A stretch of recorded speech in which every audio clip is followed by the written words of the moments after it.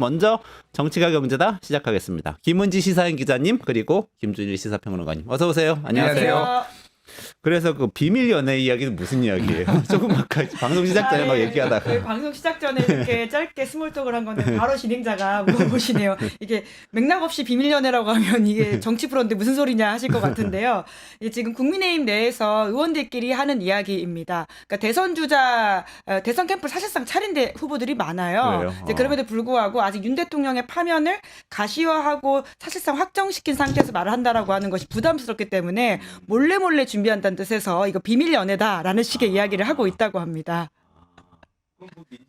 비슷한 거 아닌가? 민주당은 사실상 뭐 윤석열 대통령 파면이 돼야 된다는 강한 주장을 하고 있기 때문에 모두가 대선 모두라고 볼 수 있겠죠. 다만 국민의힘은 지지층들의 눈치가 보이는 것이기 때문에 그것을 가시화하지 못하고 있다 정도의 차이로 보이긴 합니다. 그런데 김 기자님이나 김평론가님 두 분 다 취재력이 뛰어나시니까 실제로 뭔가 사무실 차리고 움직임이 있는 그런 후보들이 많이 있어요? 아니, 그러니까 캠프를 차리지는 않았어요. 캠프를 차리지는 않았는데 그거를 캠프라고 부르지 못할 뿐이지 사실상 캠프다 제가 보기에는. 아버지라고 후보 못하는 거예요. 사실상 캠프죠. 뭐 각 역할도 있어요. 뭐 이렇게 구체적으로 얘기하면 지금은 이제 메시지 담당들이 좀 많기는 한데 어쨌든 역할도 다 있고. 선수들이 이제 한 명씩 그 주변으로 모이고 있다. 뭐 이 정도로 보면 될 것 같고 그 얘기했던 그 경향신문 기사에 그런 표현도 나와요. 국민의힘 관계자 말에 고개 쳐드는 순서대로 날아간다. 제가 대선을 준비해? 그래요? 예. 근데 그 얘기 못한다. 대선 준비한다. 누가 날린다는 거예요? 그러니까 지지자들이 강성 지지층이 윤석열 지지자. 아니 지금 윤석열 탄핵을 막아야 되는데 어디 지금 대선 얘기를 하고 있어? 이거죠. 쉽게 얘기하면은. 그럼 윤석열 대통령이 돌아올 수도 있다 이런 생각을 하는 건가요? 지지자들은 하고 있죠. 정말로? 진지하게? 진지하게. 하지만 대권 주자들은 그런 생각하고 있지 않습니다. 그렇기 때문에 요새 기자들을 만나는 것도 굉장히 대폭 늘려서 만남의 시간을 가지고 있고요. 실제로 대권 주자 중에 한 명으로 꼽히는 인사 제가 지난주 만났었는데 뭐 대선 준비한다는 취지 이야기들을 굉장히 돌려서 하고요. 뿐만 아니라 지금 대선 여론조사 같은 것들이 꽤 있지 않습니까? 거기에 이제 본인이 얼마나 지금 수치화로 되어 있는지 굉장히 촉각을 곤두세우면서 줄줄 외고 있더라고요. 그런 것만 보더라도 충분히 모두 대선 준비를 하고 있지만 대놓고 이야기를 할 수 없는 상황이기 때문에 이 비밀 연애라고 하는 좀 뭐라고 할까요? 기묘한 단어가 나오는 상황이라고 이해하시면 될 것 같습니다. 그렇군요. 비밀 연애가 공개 연애로. 특히 이제 홍준표 시장 같은 경우는 굉장히 그런 여론 촉각에 예민하신 분이지 않습니까? 그래서 윤 대통령이 처음 탄핵됐을 때만 하더라도 본인이 이제 이사 가야 된다라는 취지의 이야기를 한 바가 있어요. 근데 요새 또 확 입장을 바꾸셔가지고는 또 윤 대통령 탄핵이 얼마나 부당한지 또 세게 이야기하고 있거든요. 이것만 보더라도 이 강성 지지층의 흐름이 어떻게 가고 있는지 우리가 눈치챌 수 있는 거죠. 홍준표 시장은 트럼프 취임식 때 미국 호텔 방문하셨을 때 있잖아요. 취임식은 못 가시고 호텔에 가서 TV로 보셨을 때도 내가 대선 후보이기 때문에 미국에서 나를 초청한 거 아니냐 이렇게 페이스북에 올린 걸 제가 봤는데. 근데 뭐 가오가 있는데 내가 거기 줄 서가지고 그 체육관 들어가겠냐 그러면서 이제 TV로 봤는데. 근데 진짜 추웠고 그때 이제 민주당 뭐 국민의힘 할 것 없이 의원들이 좀 갔어요 거기 현장에. 근데 김영배 의원 등등이 그 얘기 하더라고요. 솔직히 몇 시간 줄 서고 덜덜 떨었는데 홍준표 성격이라면은 안 하는 게 당연하다. 거기 줄 안 서는 게 당연하다. 그 얘기도 했는데 어쨌든 홍준표 시장은 약간 김문수 효과가 있는 것 같아요. 그러니까 이게 잡은 고기라고 탄핵 반대쪽의 진영은 이제 대선 주자는 나밖에 없다라고 생각을 했는데 김문수가 이제 딱 뜨니까 조금 더 메시지를 좀 더 자제하는 아무 말이나 막 하지 않는 약간 그런 효과는 있는 것 같습니다. 그렇군요. 호익님 오늘 장성철 소장님 오늘 하루 못 나오시고 김은지 시사인 기자님이 나오셨는데 좋으시죠? 네. 반갑습니다. 네. 안개님, 가짜님 감사합니다. 네, 끝까지 시청해주고 저희 김은지 기자님은 또 자주 나오실 거예요. 앞으로. 네. 월요일은 장 소장님이 다시 돌아오실 겁니다. 장성철 소장님 찾는 분들이 계시네요. 그게 빠와 까레 부르는 둘 다 미치게 하는. 아니 오시면 악플이 많은데 또 안 나오시면 찾는 분들이 계시고. 그러니까 진짜 스타예요. 빠와 까레 모두 미치게 하는. 그러니까. 그럼 살짝 이제 모드를 바꿔서 이재명 대표 얘기를 해보죠. 어쨌든 뭐 대선 후보 얘기를 우리가 하면서 이재명 대표 얘기를 안 할 수가 없는데 뭐 먹사니즘 얘기하시다가 또 교섭단체 연설 방금 있었어요. 10시에 교섭단체 연설이 있었는데 이거 이제 대권 플랜 나오는 거 아니냐? 사람들이 이렇게 기대를 했던 것 같은데 어떻게 보셨어요? 어떤 내용들이 나왔죠?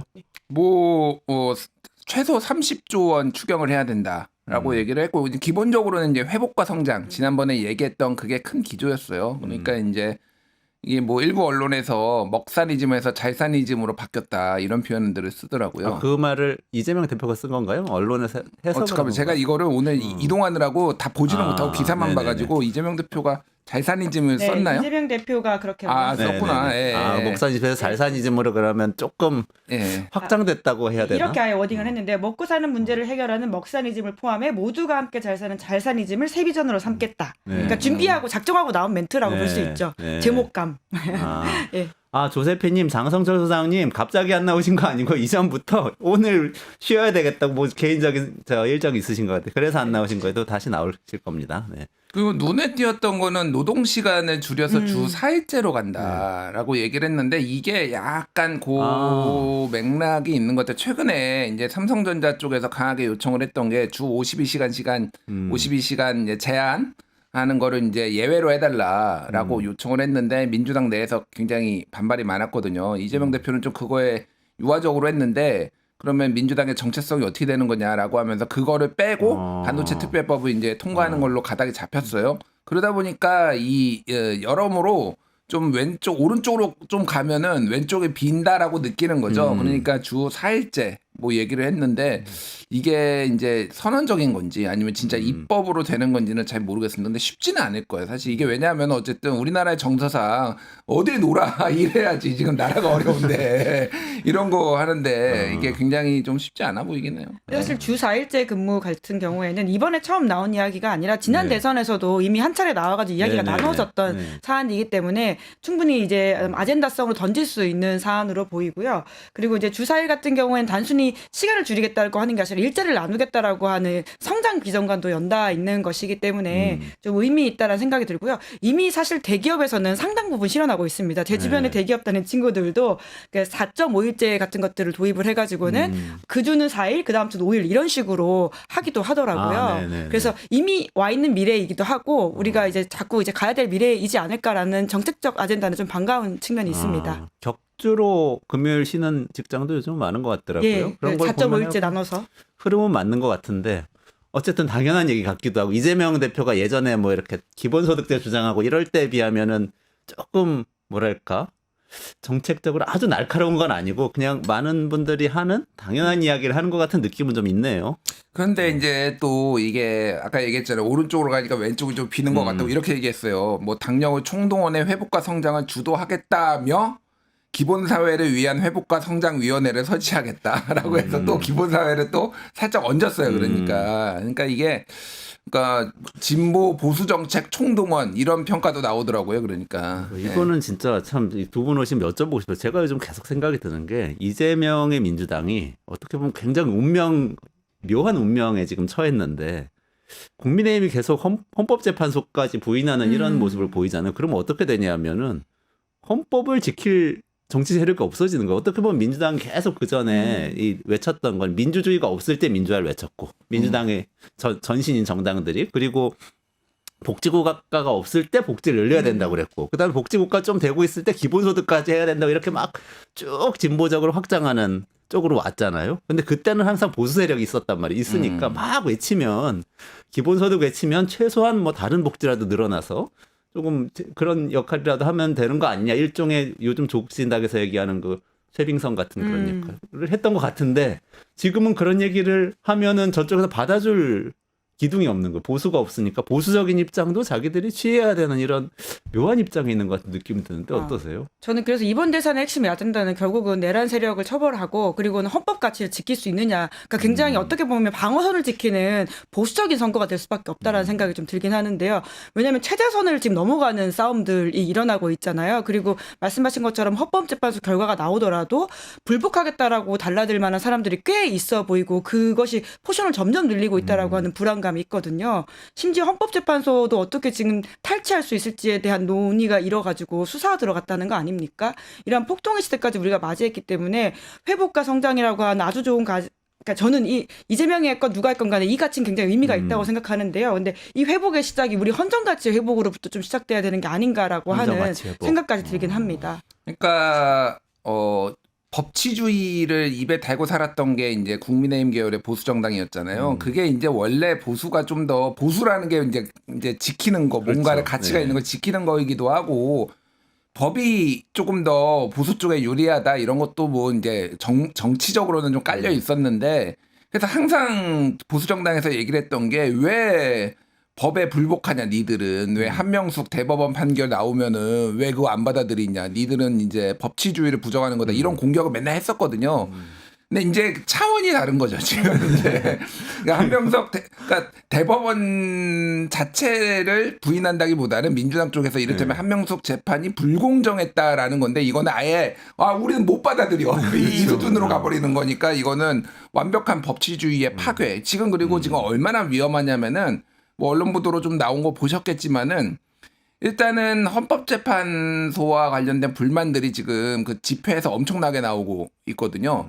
뭐 문영배 밟아 막 이런 거 막 나오고 있고 거기에 국민의 문영배 밟아가 정말 밟으라고 헌법재판관 밟으라고 앞에서 문영배 밟아 하면은 밟아 구호를 그렇게 외치는 네, 거예요. 이미선 밟아 이런 거 얘기하고 있고 뭐 정광훈이 나와가지고 다들 나와서 그냥 헌법재판소 이거 폭파해야 된다 못 믿겠다 뭐 이런 얘기하고 있고 전부 다 그러고 있거든요 지금. 게다가 지금 그 DC 인사이드의 미국 정치 갤러리 지난번에 서부지법에서 그거 폭동 모의하고 그 저번에 그거 있잖아요. 서부지법에 미리 가보니까 어디가 허술하더라. 그거를 이미 헌재도 또 올라왔어요. 글이. 그래 경찰이 수사에 착수했거든요.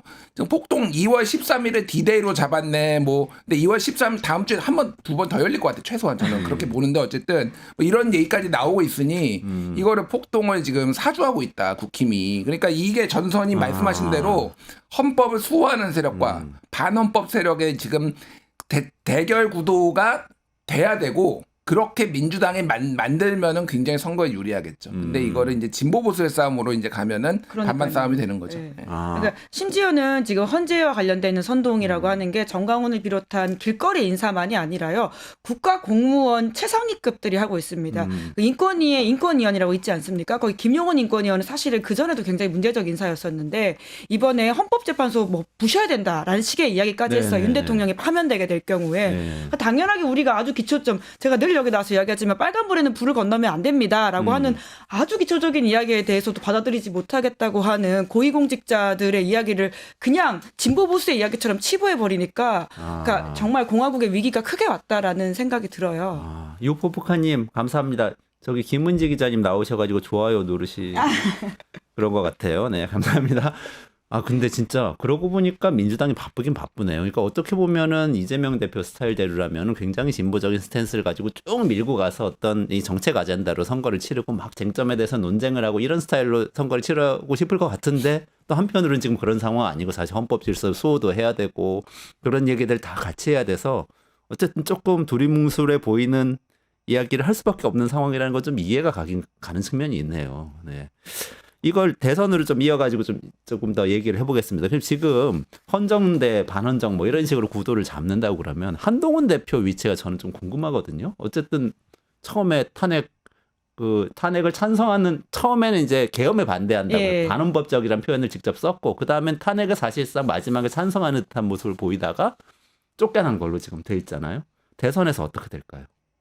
그러니까 결국은 국민의힘 대선 경선 룰이 어떻게 짜여지는지에 따라서 다 다른 정치적 미래를 그리게 될 텐데요. 이제 그럼에도 불구하고 저는 이번에 그 보수의 대선 경선이 진짜 보수와 가짜 보수를 좀 가릴 수 있는 시간이었으면 좋겠다라는 개인적 바람을 가지고 있는데 적어도 계엄이 불법이고 위헌이고 그리고는 탄핵에 찬성했던 보수파들과 함께 우리가 이 헌정수 안에서 어떤 정책적 아젠다와 지향을 가지고 있는지를 논의하는 게 지금의 우리 육공화국 체제에서 맞다고 생각하거든요. 이제 그렇기 때문에 한동훈 대표의 공간은 분명히 있어야 되고 있을 거라고 생각하고 싶은데요. 다만 지금 전에 어떤 룰을 세팅해가지고 준용해 본다면 50대 50입니다. 당원과 일반 여론조사. 이제 그렇게 될 경우에 이제 당원에서 아무래도 한동훈 대표가 좀 불리한 지형들이 있어 보이기 때문에 이걸 어떻게 뚫고 가느냐라고 하는 것인데요. 지금 이제 세대 교체론 같은 거 들고 나오지 않았습니까? 네. 이제 여튼 이게 옳든 아니든 하나의 아젠다를 들고 나와서 이야기가 됐다라고 하는 것은 한 대표 입장에서 좀 반가운 일이라고 할 수 있겠죠. 네. 어떻게 보세요?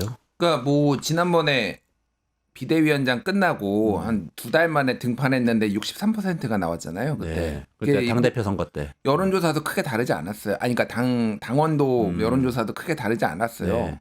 그래서 저는 뭐 잠재력이 있다라고 봅니다. 그런데 그 63%가 이번에도 될 것이냐는 전혀 아니죠. 판이 완전히 바뀌었죠. 그러니까.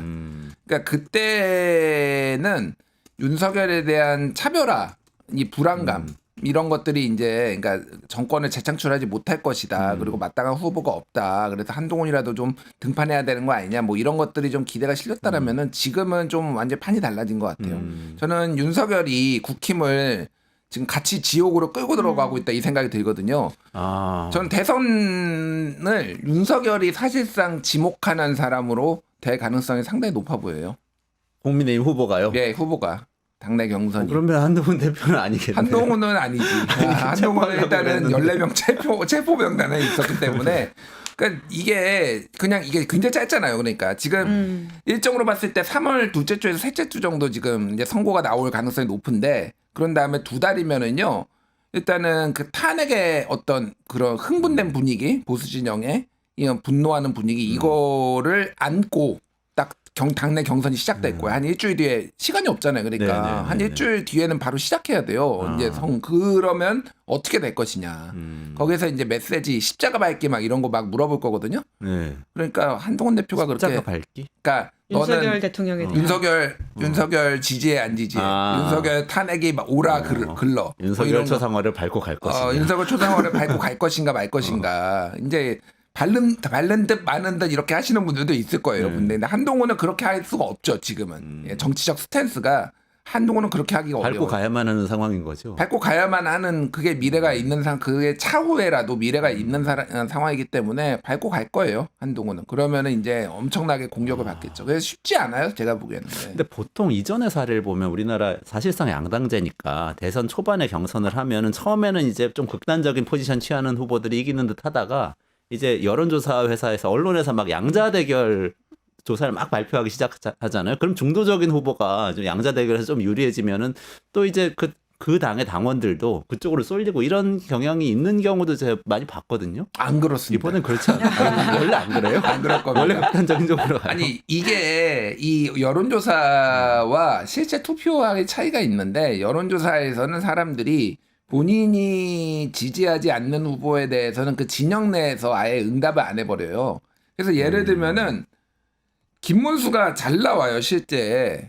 그 진영 내에서도 잘 나오고 붙여보면은 제법 잘 나오잖아요. 네네. 그러니까 중도 확장인데 보수 진영에서 얼마나 응답을 해주느냐가 되게 중요하는데 한동훈이 안 나와요. 제가 수치는 뭐 구체적으로 말씀드리지 않겠지만은 그게 한동훈이 저는 중도 확장성이 있다고 봅니다. 없지나 다른 후보에 비해서 상대적으로 몇 손가락 안에 들 정도로 중도 확장성은 있는데 문제는 보수 진영에서 응답 안 해. 보수 결집이 이완될 가능성이 상당히 높다. 물론 최종적으로 가면은 그래도 이재명보단 낫지 않겠어라고 하면서 보수가 뭐 결집을 할 수는 있겠지만은 그 경선 과정에서는 상당히 이완될 거예요. 그러면 수치가 계속 이렇게 생각보다 안 나오는데 내가 중도 확장성이 있다, 내가 경쟁력이 있다라고 말하기가 되게 애매한 상황이 올 거예요. 그러니까 한동훈이. 예. 현재로서는 애매하다. 근데 좀 움직이고는 있죠, 한동훈 대표가. 어떤가요? 움직이려고 하고 있나요? 뭐 등판은 곧 할 것 같아요. 예, 목적담 정치 2월 안에 조만간 2월 안에 등판 가능성. 그러니까 결국은 윤 대통령 지난번에 제가 말씀드렸지만 윤 대통령 탄핵이 선고되는 그 시점에 나오면 너무 조금 그 타이밍상 좀 그렇게 바터 보인다라고 하는 것이 있기 때문에 대충 일정이 나올 경우에 이제 나오려고 하는 것으로 보이고요. 그리고 한동훈 대표의 목표는 당장 이번 대선에서 본인이 후보가 돼서 대통령이 되는 게 아닐 수 있을 겁니다. 이번 판은 사실 굉장히 보수로서는 어렵게 치러지는 선거이고 이 망한 보수를 제거하는 이미지 그리고 실제적인 그런 가치 를 가지고 있는 지점들이 있기 때문에 한동훈 대표의 노림수는 이번 판이 아니고 다음 수도 있다. 이제 그렇기 때문에 이번에 여튼 젖잘살이라도 해야 된다라고 하는 차원에서 뛰는 것이죠. 빨리 나와서 어쨌든 뛸 것이다. 그리고 반윤석열 메시지 가지고 할 것이다. 반까지는 어려울 겁니다. 비윤석열. 그러니까 어쨌든 계엄은 잘못된 거 아니냐. 그리고 우리가 윤석열을 넘어서야 된다. 그래야 보수 정당의 미래가 있다. 이런 메시지를 가지고 나오겠죠. 국민의힘에서 비슷한 스탠스인 사람은 지금 유승민 그렇죠. 전 의원이죠. 유승민 의원 오늘 방송 출연하신다면서요. 예, 김은지 벌써 기자가 깨알같이 제가 이야기를 드렸는데 진행하시는 시사인. 예, 저희 5시에 방송을 하는데 네네. 5시 20분에 유승민 전 의원 나오시는데 그것도 많이 김준일 봐주시고요. 평론가가 스와트 분석을 도와주셨다라는 이야기를 하다가 여기까지 가게 자, 됐습니다. 천기누설. 이따가 방송에서 얘기할 얘기 지금 좀 해주세요. 아 유승민 의원요. 네, 가능성. 유승민 의원은 다른 무엇보다도 지금 이 양자대결 붙여보잖아요. 네. 그러면 4등 안에 못 들어가요 지금. 언급이 안 돼요.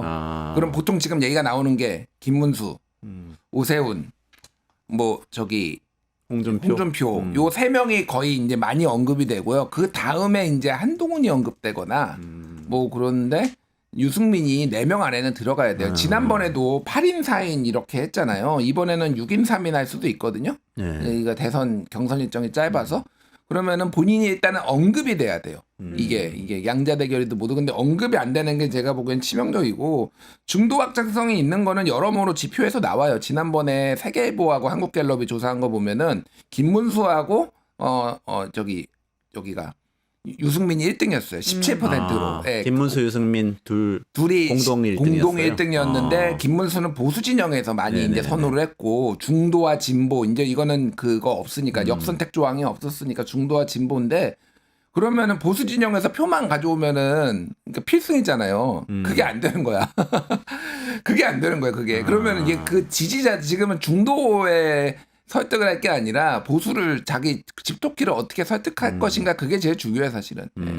다른 거 다 필요 없습니다. 오늘 나온 리얼미터만 하더라도 그 범보수에서 이제 유승민 전 의원이 꽤 수위에 숫자를 말해도 괜찮죠 유튜브니까. 예, 1등이 김문수, 2등이 이제 유승민이었었는데요. 이제 아까 말씀하신 것처럼 근데 이게 딱 보수 유권자만을 대상으로 한 것이 아니다 보니까 가지고 있는 본인의 확장성 혹은 이제 당장 경선을 통과해야지 이제 본선 시험을 치를 수가 있는데 경선 통과가 어려우다 보니까 본선 시험 잘 칠 수 있다고 하더라도 여기서 좀 계속 문턱이 있는 게 아니냐라는 지적인데요. 뿐만 아니라 이번에 이제 계엄 정국이 굉장히 크게 작용하지 않습니까? 근데 여튼 이제 다른 후보들은 그 원내에 있거나 혹은 뭐 당직을 맡았기 때문에 계엄 당시에 어떤 역할에서의 스탠스가 명확하게 보이는데 유승민 전 의원은 그때 원내에 있지 않았기 때문에 혹은 현역에서 당직을 맡고 있지 않았기 때문에 반대하거나 무엇을 했다고 하더라도 좀 선명해 보이지 않는 지점들이 좀 있는 거죠. 아까 말씀하신 것처럼 한동훈 전 대표 같은 경우에는 체포조였다라고 하는 것이 굉장히 상징적인데 유승민 전 의원은 뭐 당연히 반대하겠지라고 보이는 그 지점이 상대적으로 좀 덜 돋보일 수 있다.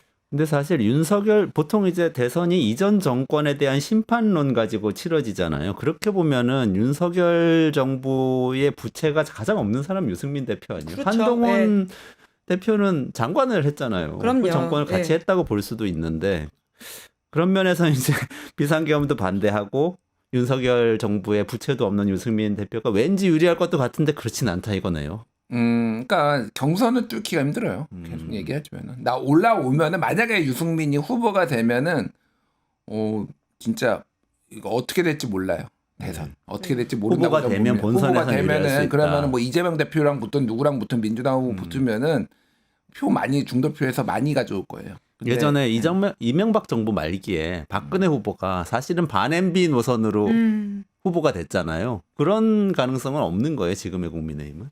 그러니까 말씀하신 것처럼 윤석열 대통령으로부터의 그 부채가 전혀 없는 그 보수 정치인이기 때문에 굉장히 강점을 가지고 있습니다. 그런데 유권자들이 느끼기에는 무엇이냐면요. 이번 선거에서 지난 총선도 결국 마찬가지 프레임이었는데 윤 대통령으로부터 얼마나 박해받았냐가 유권자한테는 굉장히 이제 보이는 면들이거든요. 근데 비윤석열, 반윤석열이긴 하지만 윤석열 피해자 모임이라고 했을 때 유승민 전 의원도 분명히 그런 지점이 있습니다. 왜냐하면 경기도지사 출마하려고 했을 때 김은혜 의원을 사실상 대리 출석시키면서 꺾어버렸었거든요. 그런 지점에서 피해자적인 면이 있는데 워낙 다른 지금 주요 대선 주자들이 보여주는 피해자적인 지점들이 더 유권자들한테는 당연하게 보인다라고 하는 것을 어떻게 설득하느냐가 본인한테는 좀 큰 과제로 보이긴 합니다. 그렇군요. 다른 분들 다 비밀 연애하고 있는 거죠. 오세훈, 홍준표 그리고 김문수 장관은 비밀 연애는 안 하나?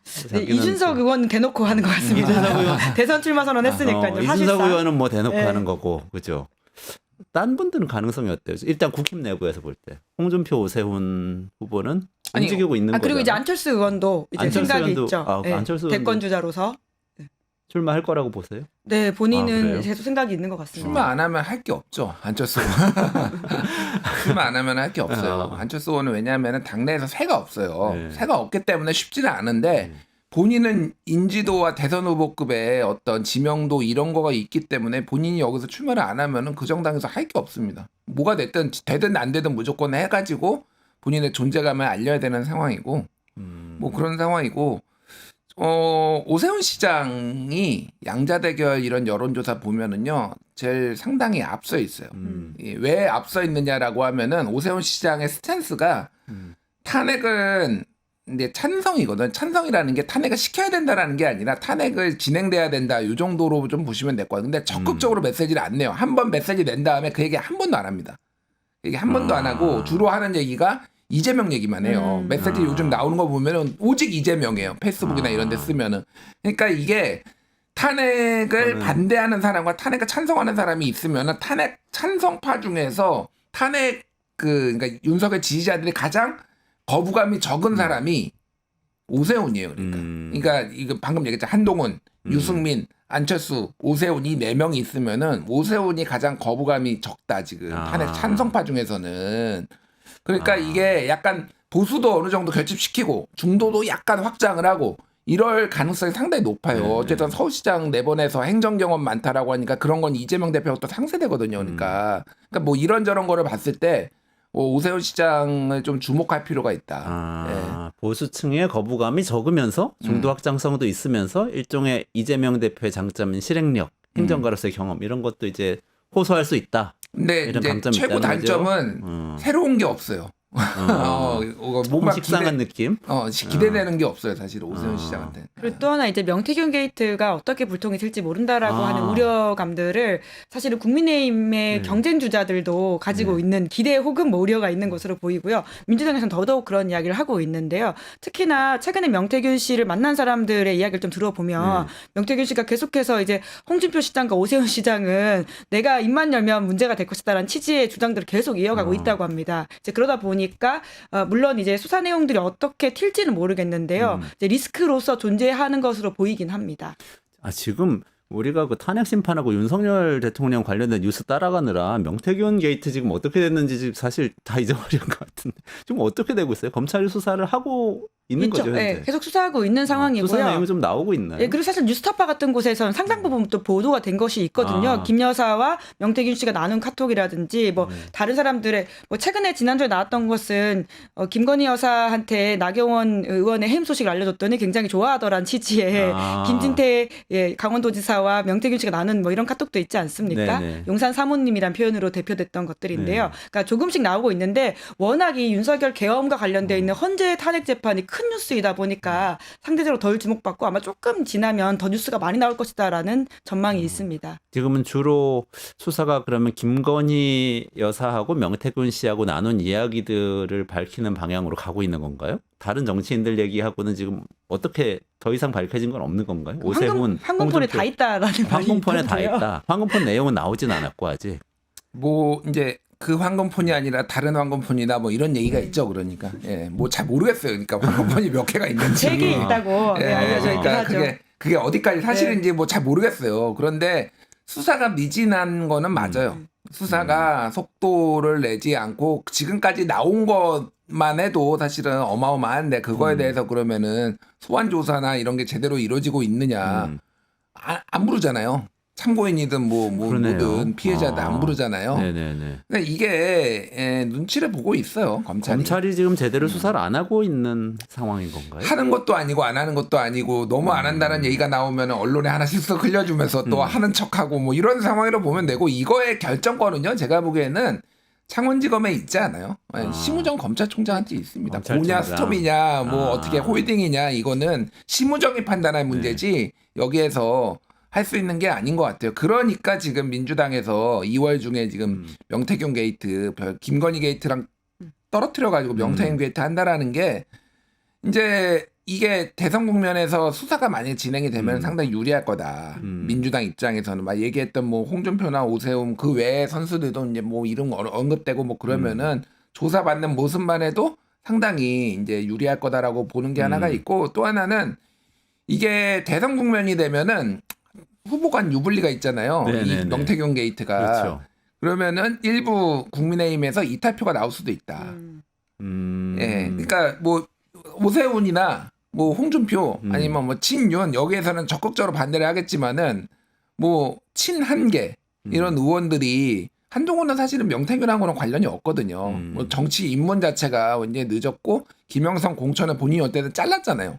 김영선 공천. 그렇죠. 예. 네네네. 그러니까 자기는 당당하기 때문에 뭐 한동훈이 꼭 시켜서 그런 건 아닐지언정 그쪽 의원들이 제2요구권을 행사했을 때 그때 투표를 할 때 이게 통과될 가능성을 배제할 수 없다. 예, 그런 기대를 가지고 있더라고요. 민주당에서도 민주당에서 그렇고요. 명태균 예, 왜냐하면 제2요구권에서 특검을, 다시 투표를 할 때는 비밀 투표이지 않습니까? 네네네. 누가 어떤 표를 행사했는지 모르게 네. 되는데 사실 이 상황에서의 정치적 이득을 따진다면 한동훈만이 아니라 사실은 김문수 쪽도 어떤 면에서는 그럴 수 있기 때문에 그러네요. 이런 정적 상상력을 발휘해서 민주당에서는 제2요구권을 행사했을 때 이번에는 통과될 수도 있다라고 하는 기대감인데요. 물론 기대감이긴 합니다. 아직은 열어봐야 되고 쉽지 않을 텐데 여튼 여론으로서는 이 상황에 사실은 저는 검찰의 수사 의지를 보는 끝판왕은 김건희 여사에 대한 수사라고 보거든요. 뭐 오세훈이라든지 홍준표는 물론 조사해야 될 부분이겠지만 결국 이 게이트의 가장 중심과 끝에는 김 여사가 있기 때문에 네. 그 부분으로 가야 된다. 혹은 정권이 바뀌게 됐을 경우에 결국 가게 될 것이기 때문에 그것으로서 우리가 좀 검찰의 수사를 가늠해 볼 수 있지 않을까 싶긴 합니다. 아까 김은지 기자님 말씀이 갑자기 떠오르는데 이게 윤석열 이 계엄에 대한 평가 경선이 국민의힘 대선 경선이 될 수도 있다 이렇게 얘기하셨는데 혹시 명태균 경선이 될 수도 있지 않아요? 지금 그럴 수도 특검이 이렇게 있죠. 우당탕 예. 통과되고 막 수사 근데 저는 진행되는지. 경선은 명태균이 그렇게 크게 영향을 미칠 거 못할 것 같아요. 경선에서는 어차피 이놈 저놈 다 똥 뭐 겨 다 묻은 상황이라서 그게 생각보다 근데 본선에서는 영향을 줄 수 있죠. 사실 엄청나지는 않아도 일부 이런 의혹이 있다 뭐 이런 거가 나왔을 때 그거를 싫어하는 사람들이 있으니까 환기가 되는 거잖아요 이게. 그러니까 영향을 줄 수 있는데 아마 경선에서는 그냥 뭐 너도 묻었지 않냐 얘도 묻었는데 왜 나한테만 그러냐 뭐 이런 식으로. 아니 저는 옛날에 그 BBK가 생각나서 아. 박근혜 이명박 경선 때 그럴 수 사실 있죠. BBK가 예. 나와가지고 그러니까 그러니까 그게 가장 진실했던 두 사람이었잖아요. 그때가 이명박과 박근혜가 BBK 얘기하고 박근혜 쪽에서는 이쪽에서는 지금 저기 정수장학회 최태민 정수장학회 이런 것들. 최태민 얘기하고 맞아. 네. 그래서 그래서 이게 가장 진실했던 진실한 사실 얘기였던. 탄핵에 불을 그때 지핀 거라고 볼 수도 있죠. 서로 서로 그랬죠. 모두의 구속의 어떤 빌드업이 그렇죠. 그때 됐었다 이런 이야기가 있는데 서로 감옥에 보내는. 사실 이제 특검은 결국 이제 국회에서 표를 만들어야 되기 때문에 200석이 이제 쉽지 않다고 하더라도 또 민주당의 또 하나의 계산이 무엇이냐면 이제 국정조사를 하는 방식으로 해서 명태균 이슈를 계속 좀 굴러가게 할 수 있다라고 하는 계산이 있는 것 같아요. 그러니까 지금 국정조사를 내란특위로 하고 있는 것인데 명태균 건도 뭐 만약에 특검이 통과가 안 된다고 하더라도 국정조사를 해서 어떤 전모를 밝혀내는 것이 중요하다라는 식의 이야기를 하면서 명태균 씨가 감옥에만 있는 게 아니라 서울 국회에 와서 증언을 하기 시작하면 명태균 폭탄이 또 터질 수 있다. 이런 좀 기대감을 가지고 있는 것으로 알고 있습니다. 아 국회에 와서 그러네요. 이분이 또 명태균 씨 이게 충분히 말할 사람이잖아요. 제가 볼 때는 또 언론에 노출되는 것 좀 좋아하시는 것 같던데. 네, 메시지가 네. 워낙 뭐라고 할까요? 제목감으로 뽑아주기도 그렇죠. 하고요. 얘기되는 발언을 기자들 입장에서 볼 때 네. 그런 발언 많이 하시던데. 하여튼 어떻게 될지 좀 지켜봐야 될 것 같습니다. 김문수 장관은 움직이고는 있나요?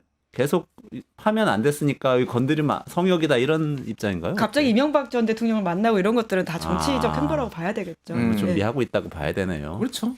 나올 거다. 어떻게 될지 국민의힘 공천 어떻게 될지 좀 기다려 보면 좋을 것 같고요. 그 탄핵 얘기로 넘어가 볼게요. 그 헌법재판소 지금 변론기일 진행되고 있는데 이번 주까지로 돼 있는 건가요? 변론기일은? 그러니까 잡힌 게 이번 주까지죠. 잡힌 게? 2월 13일 목요일까지 잡혀 있는데 더 잡을 거예요. 제가 보기엔. 더 늘릴 거라고 보세요. 최소 2번에서 그러니까 어쨌든 그 증인을 부르는 변론 말고도 대통령이 나와서 최후 진술하듯이 이렇게 이제 변론이 또 잡혀요. 그러니까 이게 근데 2번은 더 잡을 수 있다. 다음 주까지 그런 얘기가 나오는 게 증인들이 각자 신청했는데 아직 채택이 안 된 사람들이 있거든요. 대표적인 게 한덕수 국무총리. 네. 뭐 이런 사람들 이제 불러다가 증인으로 하면은 이제 이거 뭐 다 받아주는 건 아닌데 한덕수 정도는 들어봐야 되지 않을까? 제가 뭐 생각해 뭐 네. 유불리를 떠나가지고 네, 그러니까 네, 이제 받아주라고 보면은 다음 주 2번 더 하고 그런 다음에 한 2번 정도는 윤석열 직접 얘기 듣고 이게 전에 대통령 탄핵할 때도 다 들었거든요. 그러니까 본인 얘기 그러니까 뭐 듣고 그러면은 이번 달까지 뭐 할 가능성이 있으면은 지난번에 그 저기 노무현 때는 그 다음에 최종 변론하고 탄핵 결정하기까지 2주 걸렸고요. 박근혜 2주. 때는 11일 걸렸어요. 11일. 그러니까 열흘에서 2주, 10일에서 14일 정도 걸린다라고 보면은 이게 둘째 주 아니면 셋째 주. 뭐 요 정도. 그러면 이번 2월 15일, 2월 22일 정도까지 그 주까지 만약에 변론이 진행된다고 하면 3월 초도 가능하겠네요. 늘어지면 3월 중순. 3월 초도 불가능하지 않는데 저는 3월 둘째 주 아니면 셋째 주. 저는 예전에 셋째 주라고 좀 과감하게 찍었거든요. 저희 방송에서 한참 전부터 꽤 전부터 한 달 전부터 제가 3월 셋째 주다. 이거는 신내림을 받았다 내가. 명준일 저희가 지금 신내림을 받은 분으로부터 그 이야기를 들으신 김은지 기자님 어떻게 보세요? 근데 이제 마은혁 이제 재판관 임명이 또 하나의 쟁점으로 된다라고 알고 있는데요. 마 재판관 같은 경우에 지금 이제 변론이 하나 더 잡혀가지고는 임명되는 게 좀 밀리지 않았습니까? 근데 여튼 이제 헌재가 임명해야 된다는 걸 굉장히 강하게 푸시하고 있기 때문에 구인 체제가 완성되게 될 경우에는 변론 갱신을 해야 되기 때문에 또 기일이 한번 더 잡힐 수 있다고 합니다. 네. 그래서 시간이 조금 더 걸리는 것은 실제적인 상황인 것 같고요. 그리고 절차적으로 워낙 윤석열 대통령이 온갖 트집을 다 잡기 때문에 그런 거를 지금 헌재도 굉장히 신경을 쓰고 있어서 최대한 좀 물론 말도 안 되는 걸 다 받아줘야 되는 상황은 아니라고 보긴 하는데 그럼에도 불구하고 일부 좀 이렇게 절차적인 부분을 신경을 써서 속도감을 낼 것으로 알고 있습니다. 그 얘기가 계속 또 흘러나오더라고요. 그러니까 헌재 변론에서 나오는 이야기도 있는데 또 언론사 보도를 통해서 흘러나오는 게 있는데 어제 그 SBS에서 나온 걸 보니까 계엄 그 밤에 다 끝난 다음에 새벽 2시쯤 돼가지고 또 이 김용현 전 국방부 장관이 그 특전사 선관위에 투입할 수 있냐 이 네. 얘기 했다는 게 또 단독 보도로 나왔더라고요. 그래서 계속 새로운 게 나오고 있는데 요거는 지금 윤석열 대통령은 이런 사실을 좀 다 부인을 하고는 있죠. 사실 윤 대통령은 부인하고 말게 할 거 없는 게 그러니까 수사를 받지 않았어요. 그러니까 지금 그렇구나. 공수처 수사도 받지 않고 검찰 수사를 받을 만한 시기에 지금 그러니까 수사권이 없다. 검찰은 이런 법원의 판단으로 바로 기소를 해버린 상황이어서 우리가 윤 대통령의 명확한 법적 주장에 대해서는 헌법재판소에서 처음 듣고 있는 것이거든요. 이제 그러다 보니까 본인이 스스로 선관위에 계엄금 보냈다고 지시했다라는 걸 자백하는 게 저희가 그러니까. 헌재에서 보는 상황이 되어버린 것인데. 그거는 자백을 한 셈이죠. 예, 그러니까 그게 왜 수사기관에서 없던 이야기였냐면 수사를 안 받았으니까 라는 상황을 좀 지켜봐야 될 것 같고요. 그게 다르군요. 그러니까 다른 사람들은 계속 검찰 공소장 가지고 예. 이걸 재판관들이 계속 확인하는데 윤 대통령은 그게 없으니까. 그래서 지금 하는 말이 사실상 앞뒤 증거들과 맞춰봤을 때 늘 그날 뭐라고 할까요? 그날 하루에 맞춰가지고 하는 이야기다 보니까 정합성도 없고 그리고 뭐 거짓말이라고 하기엔 좀 성의도 없는 상황으로 좀 보이게 되는 게 있어 보이긴 합니다. 뭐 호수위의 달그림자 이런 얘기는 하는 거죠. 그러니까 그것도 옛날에 일본에서 재판에서 나왔던 얘기라고 그래가지고 또 일본에서 자주 쓰는 표현이래요. 그게. 그래요? JTBC가 보도를 했는데 네네네. 이게 도대체 어디냐, 뭐 어디서 이걸 보고 이 얘기를 했는 호수의 거냐. 달그림자 같은 허상이다. 뭐 이 그러니까 얘기. 일본 드라마에서도 옛날에 그러니까 내용이 뭐냐면은 억울하게 그 수사기관에서 고문하고 뭐 이렇게 강압 수사해가지고 했던 사람들이 무죄를 받을 때 그 재판관이 뭐 호수위의 달그림자 이런 표현을 써가지고 무죄를 때렸다. 그러면서 본인도 무죄를 받을 것이다. 그러니까 탄핵이 기각될 것이다. 이런 주장을 좀 하면서 하는 건데 어쨌든 역시 일바구나. 사람들이 많은 진정한 친일파였네. 야, 근데 여기 사실 호수위의 달그림자는 사라지지 않는 것이거든요. 그러니까 맥락상도 이게 별로 맞다고는 생각도 안 들고. 달이 있어야 달그림자가 있는 거죠. 예, 그러니까요. 이제 그게 잠깐 흐트러진다고 하더라도 항상 그냥 사라지지 않는 것이기 때문에 해가 뜨지 않는 이상 맥락상 맞지도 않고 그냥 뭔가 아주 가볍게 이야기하면 신라의 포석정 이런 생각이 나기도 하고 해서 또 이렇게 워낙 술을 좋아하신다는 소문이 있는데 아니, 저는 그런 사실- 건가? 술하고도 연결이 되네. 아니 저는 이게 처음에 이태백 생각이 딱 나더라고요. 네. 이태백이 어떻게 죽었냐면은 호수에 배를 띄워놓고 술을 먹다가 자 하늘에도 저 달이 있고 내 술잔에도 달이 있는데 여기에 강에 떠 있는 이 호수 위에 이 달은 내가 할 수 없네. 이거를 잡으러 술 먹고 뛰어 들어갔다 물에 빠져 죽어요. 이태백이. 그런 비극적인 최후. 아, 예.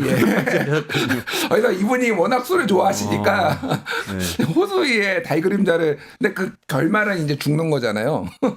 본인의 운명을 예견한 게 아닌가 저는 이 생각이 좀 들었어요. 전 이번에 나온 탄핵 재판에 나온 그 증언들을 보면서 윤 대통령이 진짜 자기가 강조하는 말들은 대부분 거짓말이구나라는 생각을 참 많이 하게 됐는데요. 이번에 원래 그 계엄 이후에 했던 윤 대통령의 주장이 뭐냐면 자기는 이제 계엄이 실패하니까 바로 이제 의결돼가지고는 이제 마무리했다. 그래서 짧게 끝냈다라는 식의 주장을 하지 않았습니까? 네네네네. 그리고는 뭐 내가 진짜 진지하게 하려고 했었으면 평일이 아니고 주말에 했고 네. 단전단수도 했었을 것이다라는 네. 것인데요. 이번에 나온 주요 사령관들의 증언들과 군 장성의 증언들을 보면 대통령이 단전 지시했다고 하잖아요. 뿐만 아니라 2차, 3차 계엄을 실제적으로 이게 지시했다라고 하는 게 아까 말씀하신 SBS 보도입니다. 네네네. 결국 그날 했던 이야기는 다 하나같이 본인의 아쉬움과 혹은 거짓말을 오히려 증명해주는 산. 그러니까 내가 그때 그렇게 못해서 실패했구나라고 하는 아쉬움을 보여준다라는 생각이 많이 들었는데요. 네. 그래서 거꾸로 어떤 생각까지 드냐면 계엄 이후에 대통령이 심지어는 김건희 여사도 계엄은 모른다라는 이야기를 강조해서 한덕수 총리 등에게 했다는 거 아니겠습니까? 네. 이 말조차도 사실은 본인이 감추고 싶어한 이야기를 거꾸로 했던 게 아닌가라는 생각이 들더라고요. 윤 대통령이 지금까지 말버릇과 행태들을 보면. 아, 그렇군요. 그러니까 봉지욱 기자도 뉴스타파에 보도했던 아까 명태균 게이트 보도했던 그분도 그런 얘기 방송에 나와서 하시더라고요. 그러니까 이게 김건희 여사의 김준일 평론가님 초반에 이 주장하셨어요. 김건희 여사의 특검법이 통과될 것 같아서 사실은 그 날짜에 계엄을 할 수밖에 없는 상황이 되고 있었다. 이런 주장을 하더군요. 계엄 초기부터 그 얘기를 했고요. 그 이후 증거들이 그거를 뭐 이제 뒷받침해주는 증거들은 계속 나오고 이미 그건 대세죠. 주류 이제 분석이죠, 사실은. 뭐 저만 주장하는 게 아니라. 예. 근데 많은 분들이 지금 또 걱정을 하시는 게 첫 번째 탄핵 심판에 나온 그 여러 장군들이 이제 지난주에 나왔잖아요. 근데 여러 장군들 중에서 곽종근 전 특수전 사령관 빼고 다른 분들은 이전에 검찰 수사했던 얘기를 뭐 진술을 거부하거나 똑같이 기소장 공소장에 있는 거 확인해도 이제 진술 거부하거나 아니면 일부는 또 뒤집고 이랬어요. 그러니까 많은 분들이 또 불안해하시는 게 이러다가 좀 기각 의견 많이 나오는 거 아니야? 이런 걱정을 하시더라고요. 두 분은 어떻게 보셨어요? 그럴 일은 없습니다. 저는 100%라고 계속 얘기를 하고요. 예. 이건 뭐 약간 정치 세계에 오염되지 않은 보수적인 법조인들도 이거는 뭐 99% 100%다 거의 얘기해요. 그거를 걱정하실 필요는 없고 왜냐하면은 그러기엔 증거가 너무 많아요. 그러기엔 증거는 예를 들면 이런 겁니다. 홍장원 지금 국정원 1차장의 메모가 지금 신빙성이 없다, 조작 가능성이 있다 이런 거 가지고 계속 얘기하고 있거든요. 특히 윤상현 의원이 조작 가능성 얘기하고 있는데 홍장원이 14명 미친 소리라서 내가 얘기 받아 적다가 끊었다라고 했던 그 14명이 사실이 아니다라는 건데 지금 며칠 전에 언론 보도가 나왔지만은 방첩사 여인영이 본인 부하 직원한테 불러준 14명이 홍장원이 말한 거하고 일치한다라는 거예요. 그러면은 그 사람은 또 이제 검찰에 가서 진술했거든요. 이 14명 홍장원이 불러줘 가지고 이렇게 해서 우리 체포조까지 나갔다고. 그러면 이게 한 명이 이렇게 주장을 하면 그가 맞네요. 진실 다툼을 할 수가 있는데 이런 식으로 대부분이 뭐 이제 뭐 군 투입한 거, 총 가지고 들어가라고 한 거, 끌어내라고 한 거 이런 게 다 밑에서 그리고 그 곽종근 특전사령관 같은 경우에는 화상회의를 하면서 윤석열 전화를 받았는데 이제 뭐 얼굴을 보는 거 아니고 음성으로 화상회의였는데 그 녹취록이 지금 있다라는 거예요 지금 윤석열. 그래서 그거 공개될 수도 있어요 지금. 그러니까 이건 피해갈 수가 없습니다. 그렇게 주장을 몇 명이 하고 뭐 말을 뒤집거나 그런다고 해서 될 수 있는 상황이 아니에요. 그것도 그렇더만요. 그러니까 윤석열 대통령이 직접 특전사령관 곽종근한테 전화를 해가지고 2번이나 전화해서 뭐 문부수고라도 들어가서 인원들 끌어내라 이 얘기했다는 걸 사실 특전사령관은 계속 똑같이 그걸 반복을 하더만요. 그 바뀌진 않았더라고요. 근데 윤석열 대통령이 거기에 대해서 나는 지금 어디에 있습니까? 현장에 있는 게 아니고 지휘 통제실에 있습니까? 알겠습니다. 수고하세요 하고 끊었다고 진술을 하던데 곽종근 사령관이 거기에 대해서도 이미 첫 번째 통화는 그렇게 했다고 이미 진술을 했더만요. 근데 두 번째 통화에서 문부수라고 했다는 건데 윤석열 대통령이 되게 교묘하게 여기 바꿔서 얘기를 하더라고요. 저는 이게 초창기에 계엄 초기에 특전사령관뿐만이 아니라 이제 김원태 특선단 707 임무단장 같은 경우에도 진실에 가까운 이야기를 하지 않았습니까? 지금은 조금 뭐 이렇게 왔다 갔다 한다는 평가가 있긴 하지만요. 그러니까 그때만 하더라도 그들이 왜 그랬을까라고 했는데 이제 좀 그 의문이 풀렸습니다. 그러니까 그 음성이 모두를 들었다는 거잖아요. 생방송을 그렇죠. 통해서. 그러니까 움직일 수 없는 증거들을 다수가 들었기 때문에 때문에 특전사는 거짓말을 할 수가 없는 것인 그러네요. 거죠. 이 사람들은 진실을 말함으로써 앞으로 나아가는 게 본인의 이해관계에도 맞기 때문에 네. 이 방향으로 가고 있다는 생각이 들고요. 근데 윤 대통령은 굉장히 어리석게 자기 부하들한테 책임을 넘기고 공은 자기가 다 가져가려고 하는 것인데 원하는 결과는 얻지도 못할 것이고 결국 굉장히 부끄럽고 초라한 결과를 맞이할 거라는 생각은 듭니다. 다만 8대0, 9대0을 만드는 게 저는 우리 서사에 굉장히 중요하다는 이야기를 여러 차례 드린 바가 있는데요. 여튼 재판이라고 하는 것은 방심하는 순간 어떻게 될지 모른다라고 그렇죠. 하는 게 많은 법조인들의 이야기이기 때문에 끝까지 좀 밀고 나갈 필요는 있다고 보이고요. 그런 지점에서 사실 헌재 재판에서 뭐 홍장원 매목은 곽종근 진술이건 뭐 요원이건 인원이건 이런 건 그렇게 중요하지 않다라고 하는 게 이석영 법제처장, 전 법제처장의 이야기예요. 헌법재판의 핵심은 두 가지 이번에 보면 인데 국무회의를 제대로 하지 않았다. 절차를 지키지 않았다. 뿐만 아니라 비상 상황이 아닌데 이렇게 지금 계엄 선포를 했다. 전시 상황이 아닌데 이 두 가지만으로 충분히 판단하고 판단으로 끝낼 수 있다라는 것이기 때문에 형사재판처럼 헌법재판을 생각할 필요가 없다라고 하는 것도 그 프레임이 너무 낚이지 않아야 된다라는 것도 좀 강조하고 싶습니다. 그러면 8대0 또는 9대0이다. 그렇게 돼야죠. 물론 결과는 함부로 예측할 수는 없는 것인데요. 그렇게 되게 하기 위해서 전 노력하는 게 우리 공동체 회복에 되게 중요한 자세라고 생각합니다. 어떻게 보세요? 8대0 또는 9대0이다. 저는 저도 비슷한 생각이에요. 만장일치다. 예, 만장일치 가능성이 매우 높다. 그러니까 이게 정치인, 그러니까 이 법학자들, 이게 법조인들 중에서도 이제 헌법재판관이나 이 대법관들은요. 그러니까 어느 정도 정치 성향은 있지만은 부인할 수 없는 명백한 증거 앞에서 그렇게 정치인들처럼 그렇게 우기지는 않습니다. 기본적으로. 예. 그러니까 이게 너무 네 가지잖아요. 그러니까 이게 전시나 사변 국가 비상 상황이었냐, 포고령이 법에 위반되지 않았느냐, 국회 군 투입한 거, 선관위 군 투입한 거, 이 네 가지인데 하나라도 걸리면 그냥 탄핵이거든요. 근데 윤석열이 이미 내가 선관위에 군대 보내라고 한 거가 이미 걸렸어요. 그러니까 뭐 나머지도 증거가 너무 많은데 이거를 보면서 이거가 탄핵이 아니라고 기각을 한다고? 그래서 저는 상상하기 어려워요. 상상하기 어렵다.